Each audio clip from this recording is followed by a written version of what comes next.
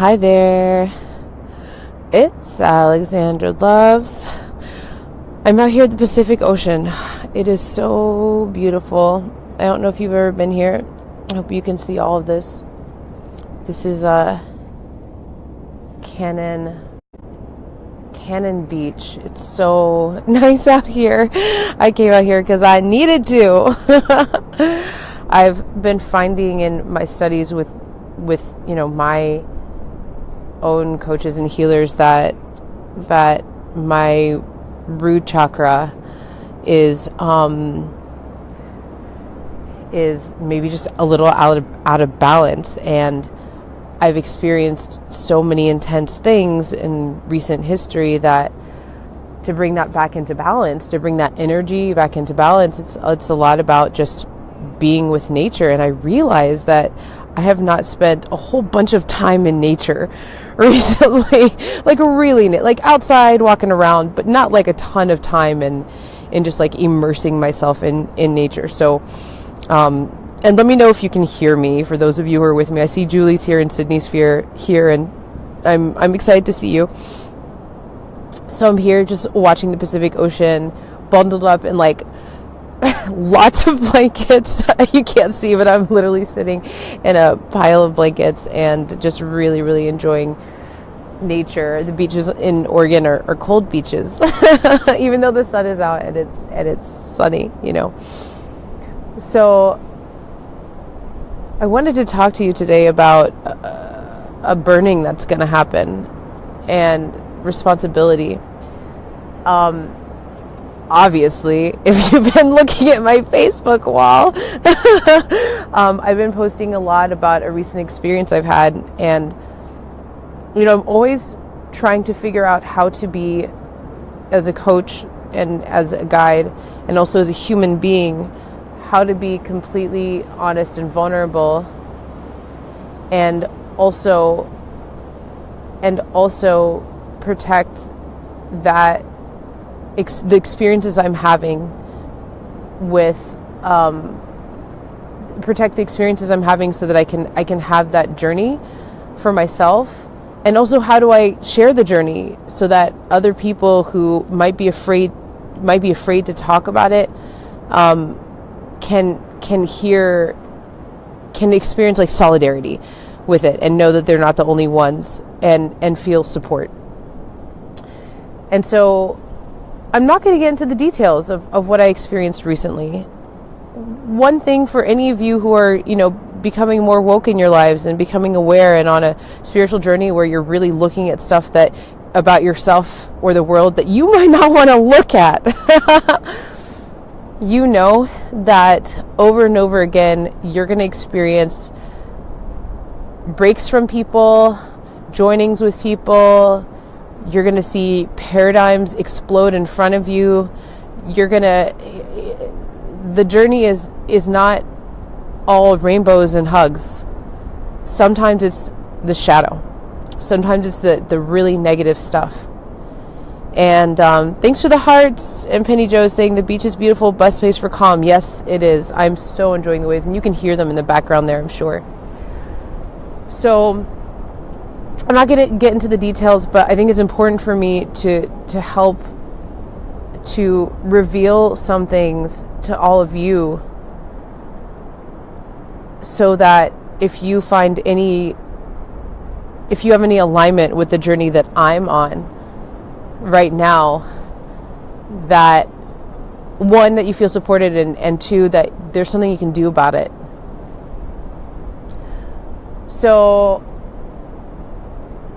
something happened, and the details, guess what? They don't matter. The details don't matter.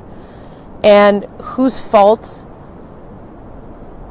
it may have been also don't matter. I'm not concerned with those things. I'm never concerned with those things. As a matter of fact, I remember when I was younger, and I'd be led to say I'm sorry, and my dad would be like, I don't care if you're sorry.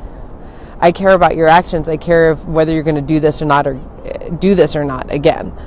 And I will never forget that, because I will never forget that because it was about the action. It was about changing the environment of what was going on that was either hurting or causing issues within the environment. It wasn't about like some empty promise. It was about doing something about it.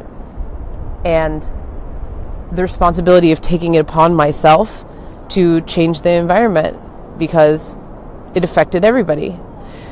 So I've been posting a lot in the last 2 days about the sisterhood and making your circle, meaning the people you keep close to you. Hey, Barbara. Hey, Todd. Keeping the people close to you sacred. And so this thing happened, and I'm not going to get into the details, but it completely changed me. Todd, goddess sighting, Cannon Beach. Thank you. Yes. And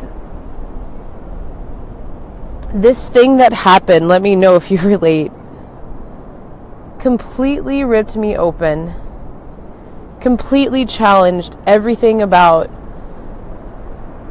what I believe to be true about the people around me or the people on this earth. It made it very apparent that I have to make big shifts in how I teach and who I hang around. And it made me even more deeply committed to what I call the sisterhood. And the other thing it did, before I came to all of those conclusions, the thing it did first was it made me, for the first time in my life, feel hatred. And at first I didn't know what it was. And for those of you who are sensitive or identify as empaths, this was, I didn't know what it was, and I could feel it everywhere in my body, and I could feel it vibrating everywhere, and it really threw me for a loop because as a practice, I barely ever used the word hate. Literally, if you heard me say that word, it was a rare moment. But I felt it, and it actually felt like righteous, and it actually kind of felt good and bad at the same time. There was a duplicity. The bad part obviously was because it was hatred that I was directing towards a situation. The good is that the lighter side of that hatred was really a boundary and a protection was going up, because as I've been learning, as I develop, who I like, my magic self and my juiciness and my openness, the more open I get, the more boundary and protection that I actually need. So somebody's saying, oh, hatred is a scary emotion to deal with. Hugs from me. Yeah, it was an unfamiliar feeling. I had never felt it ever, and now I'm pretty familiar. And so, I had to work through that. I'm a human being. There's not a single one of us, no matter how many years you have been studying compassion or on the conscious spiritual path, that is immune to human feelings, right? So I was feeling this hatred, and immediately, all my defenses went up everywhere in my life. I immediately was like, God, I got to clean up shop. I gotta just recluse myself. Is that a word? I just changed it into a word if it hasn't been. I had to really be, all of a sudden, all these things came up around being nice, how I've been trained myself into being nice, and my habits around expressing as much love and compassion as I possibly can, to the point where it's not even that anymore. I'm just putting myself in a situation to be taken advantage of, and believing everything and indoctrinating things that powerful people say into my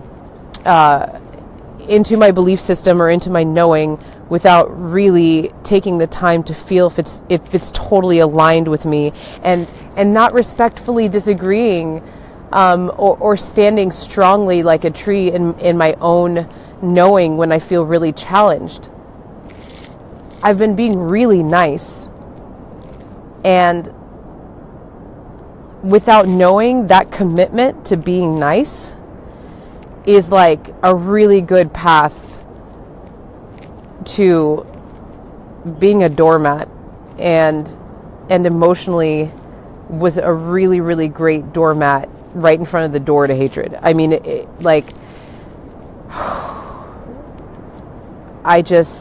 this is the year where I'm not nice anymore.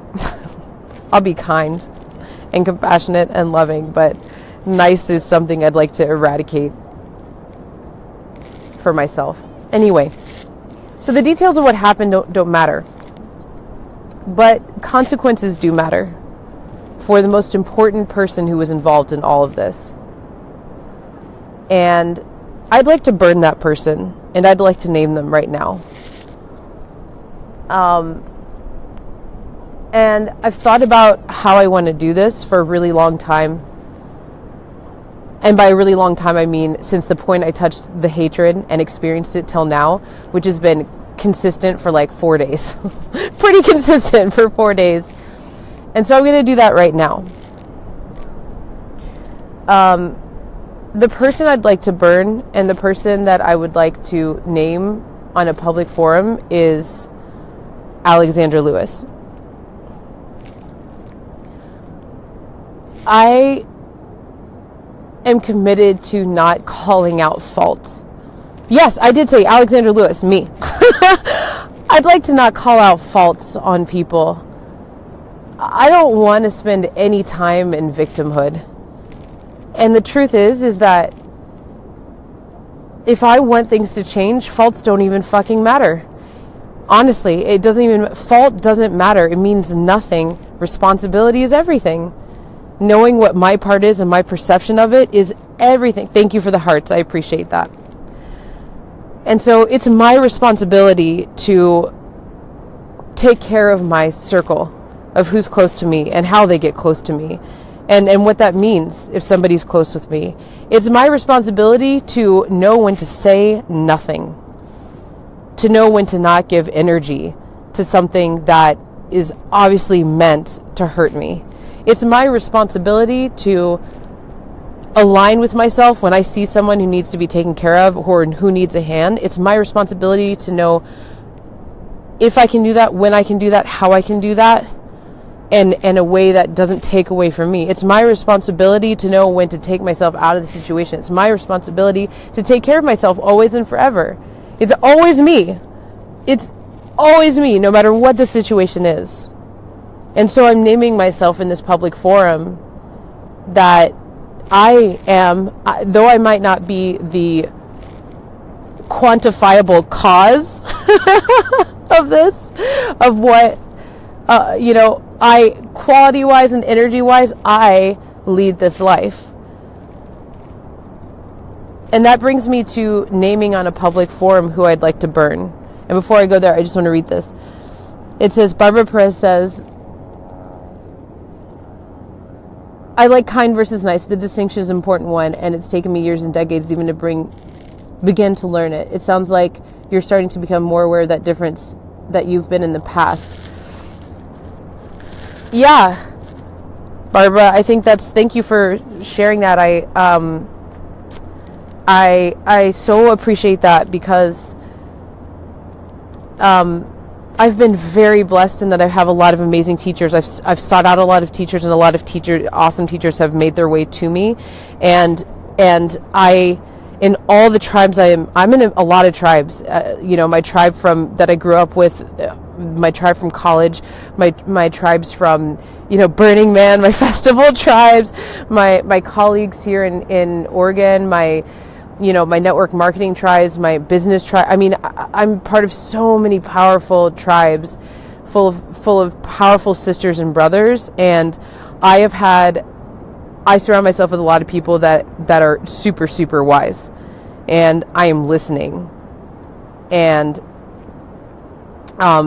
that is something, the difference between kind and nice, is something I really started considering a few years ago. And what's funny about it is it's one of those things, Barbara, where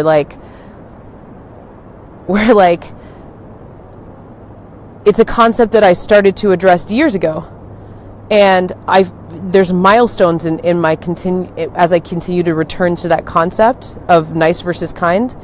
And every time I get to like a new awakening about it or a new understanding, I'm like, wow, like this is deep, like this is amazing, like I've discovered it, only to find like something else happens in my life and I'm like, oh, it goes deeper. There's no end to, there's no, as soon as you find a seed, then you start opening the seed and studying the cells and the molecules of the seed. You know what I mean?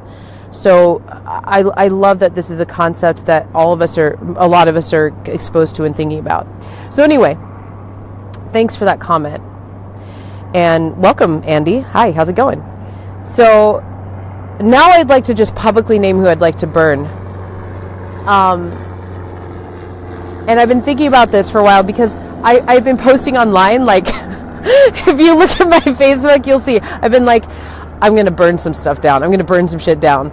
And, it is a touchy thing to put online because we are living in the era right now of Me Too and Time's Up. And we are living in the era where people are really talking about things like racism and really talking about sexism. And we are in an era right now where there are witch hunts going on. There are, and I avidly speak out about and are always questioning, like, is it necessary to have a witch hunt? Is it necessary to have a hate festival, or is there a different way? Is there a more compassionate way? Compassion has the best rewards, though it is not the easiest thing to practice all the time. I've been struggling deeply for the last 4 or 5 days. So, who I'd like to burn and how I'm going to publicly name them. Here it goes. I would like to publicly burn Alexander Lewis. Oh yeah. And when I say that, what I mean is the old version of Alexander Lewis. And that is the version that I mentioned before that has been way too fucking nice. Has let way too many people into her sacred circle that really were there to possess, to shit upon, to accuse, to steal my magic. I always talk about stealing magic. At every level of all of our spiritual journey, at every single level. Hey, Jessalyn, how's it going? At every single level of the spiritual journey, like, you will think that you have learned something and gotten there. I've gotten there. And then something comes up that brings all that stuff back. And you can either engage and go deeper and get the deeper reward, or you can stay where you are. And either is okay. It's your journey. You lead your life. So that's who I've decided to publicly burn. And there's not going to be a pyre. I don't mean actually burn. That's not going to happen. I've been taking care of this skin and this body for a while now. I have a lot to do. I have a lot of people to talk to. I have a lot of people to touch and help. I don't mean an actual pyre. I just mean I'd like to really just be done with that girl who seemed to be dedicated to letting just about anyone with a smile in, And we're not talking about, let's be clear here, because I'm a love coach, so I want to be clear. I'm not even talking about dating. I'm talking about just the people around you. Who are the people around you? Your environment, My environment is no longer aligned with who I've now become. And I think that the best way for me to align with who I have now become is to burn the old version of myself instead of trying to burn the whole environment around me, instead of going on some sort of on some sort of witch hunt or, whatever it may be for whatever situation. Because there's so many situations when somebody cleans up their life. There's so many situations and events and clubs you might be part of or whatever it might be that you just don't want to be part of anymore, relationships you don't want to be in anymore. Instead of burning all that down, why not just burn the old version of yourself down?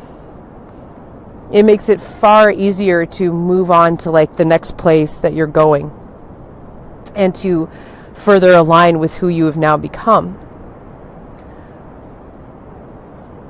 So that's my explanation, because I got a lot of messages in the last few days as I've been posting all these things.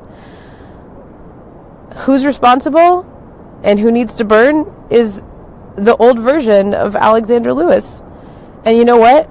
I'm going to continue to be the person responsible, always. And I'm going to continue to grow and awaken.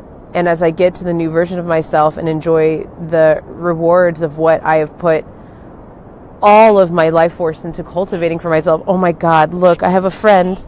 Hi. Bye.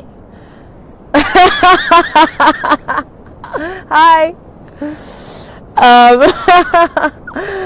love it. I got hearts for the dog. I love it.